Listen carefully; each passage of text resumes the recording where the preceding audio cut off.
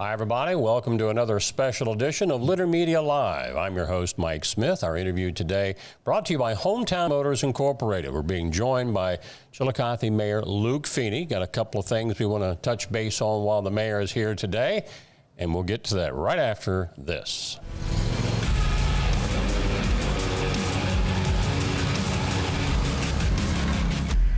Dixie Chopper. Speed when you need it.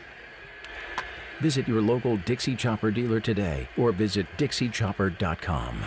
Back with Chillicothe Mayor Luke Feeney. Let's start with something that's been in some of the other news mediums here locally. I talking just a little before we went on the air, I confess I don't know a whole lot about it other than what I've seen.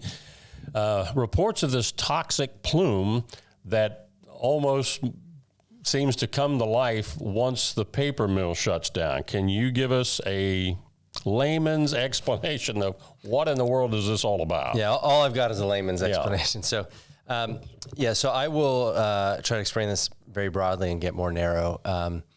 So what we're talking about here is the old Wherever site, which is now managed by a company called Howmet. Years ago, when Wherever operated, those operations resulted in contaminated soil.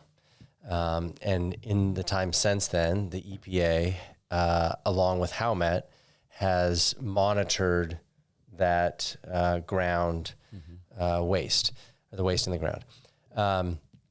And over time, as they studied and monitored, what they concluded was that the paper mill operations, there are two wells, I believe they're wells 17 and 18. The operations of those wells impact essentially hydraulic pressure in the ground, and the operation of those wells, even though that operation had nothing to do with the Howmet Wherever operation, that hydraulic pressure underground was keeping this plume in the ground where it was.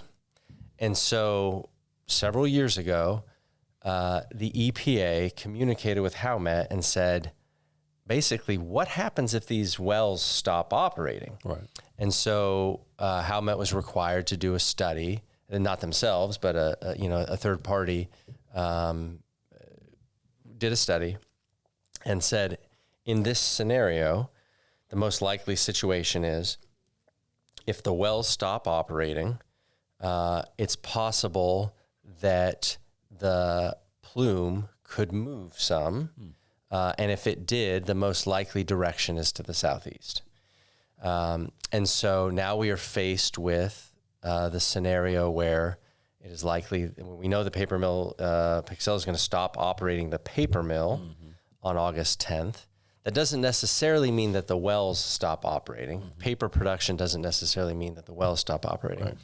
But Pixel, when they stop operating, they have to meet a process established by the EPA called, and I might not get this exactly right, but essentially it's the cessation of regulated operations. So you have to comply with the EPA and say, we have shut down our operations in such a way that the equipment that was contaminated, if there was any, is removed, and any other contamination that we know of is removed. And so there's one path right now that is Pixel communicating with the EPA and also communicating with the EPA about these wells.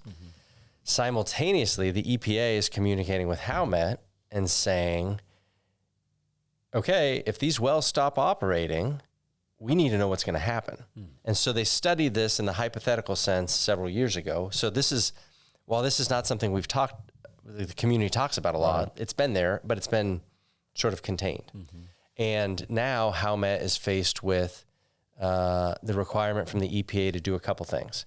One is the EPA has asked Howmet to drill new wells to monitor the groundwater, to make sure that we know what's happening in an even more detailed level than we do today.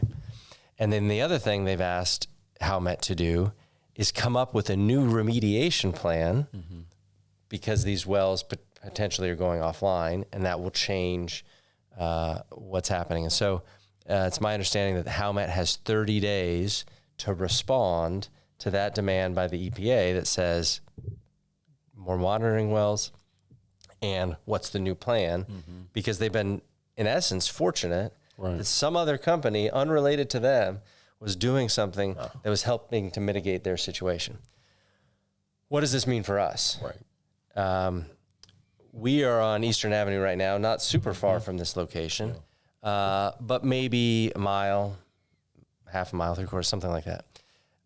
What is important for the people of Chillicothe to know is that our drinking water comes from wells that are drilled in Yaktangi Park. Our water treatment plant is in Yaktangi Park. That location where we are getting our water from is more than 2 miles away from this plume. There's no risk to our drinking water. That's the main thing for the public to know, is there's no risk to the drinking water. Now, the EPA, like I said, will force monitoring, more scrutiny on the monitoring, will observe what happens to the plume, if anything. But again, that projection several years ago, moving to the southeast, is not towards our drinking sources. Right. All of that being said, any ground contamination is not good. Sure. And so we are, the part that I'm most interested in is the required new remediation plan from Howmet. Right. And what are they going to do? Because we've got businesses, there's not a lot of residential around that, but that's my main concern. Knowing that the water is safe because of the distance, my main concern is that the health and safety of everybody living in the area. Another question that was posed is the wastewater treatment plant is actually pretty close to that, right? Well, if we think about what is the wastewater treatment plant, we flush a toilet, we take a shower, water goes in a pipe, goes to the wastewater treatment plant, it gets cleaned, and then it goes into the river, okay? So if you think, oh no, the plume is close to the wastewater treatment plant, inconsequential. Yeah. There's no water going into the wastewater treatment plant. In fact, if the water did somehow get into the wastewater treatment plant, it would mean that it was being treated before. So it's a better scenario. It's a better scenario. It's just not getting into our wastewater system because it did not start in the water system. And so both the water treatment and the wastewater treatment facilities are safe. The drinking water is safe. And we publish, I mean, people don't know this, but we publish every year a water quality report. It's on our website right now. You can go look at it, that says the quality of our water. And whether it's the water treatment plant, the wastewater treatment plant, we even have to monitor. Most people don't even know we used to own a landfill. The city used to pick up its own trash and take it to its own landfill. We have to monitor that still. And that we pay a company like something like $40,000 a year to monitor a landfill. And, to reassure the public, when I was auditor, I remember looking at the contract, the demand from the EPA to monitor, and it was something like, in 8 years, your monitoring requirement will be done. Well, science improves, and over time, what we knew was bad for us 50 years ago or 40 years ago, it gets a little bit more specific over time. I say, well, we found some new things that could be bad, so we want you to monitor for this. So now you got to monitor another 20 years. So and then at the wastewater treatment plant, we are in contact every single day with the EPA on, because of that construction over there, on the quality of, ammonia levels and that sort of thing. And so we have a high level of interaction with the EPA. And, a lot of people, you'll hear businesses or other complain about, the EPA requirements. Well, it's a pretty good day to have good high requirements from the EPA, right? And so what I will say is that myself, along with the EPA, are going to hold Howmet's feet to the fire to make sure that this community stays safe and clean. This is really not, obviously Pixel shutting down is impacting it, but it's not anything Pixel has actively done to add to this plume. So that is my lame person's interpretation of what I know. Well, I have seen 3 different media reports, including some out of Columbus. That's the best explanation that I have heard yet that actually makes sense. So I'm a simple person. The professor helped us today. Thank you, Mayor. speaking of the Pixel closing, everything's still on course for them to close down. I believe it's August the 12th. Now, will there be, I mean, that's abandoned at that time, or is there some further shutdown that's involved? Yeah, I think so. So I think my understanding is that is the cessation of papermaking. And then from there, who stays on site, what type of shutdown is needed, any kind of continuing maintenance, and we have to keep in mind that HIG did entertain offers, and so all of this is happening at once. I would say that I think there's still just a lot of uncertainty going forward. Our communications, our being local government, local economic development, even Jobs Ohio, communications with HIG is challenging. Pixel, the company itself, and the local people here, a little bit easier to communicate with. But my understanding is that the people running the paper mill aren't getting, they don't know everything that's coming from HIG and what that plan is. And so the HIG entertaining these offers, we don't have a great sense of where we are on that. I take it as a good thing that they created a scenario where they were going to entertain offers. What that outcome is still very much up in the air. The mayor has another appointment he's got to get to, so we'll keep this brief. This last segment, we've got a few minutes. You conducted you referred to it as a 101 session with some young people in the community, I believe, yesterday, where I guess they had an opportunity to ask you questions. Yeah, it was great. So a Paper City mentoring project. I just popped in for half hour maybe, but they set it up so some of the high school students in the mentoring project got to see just a variety of city operations.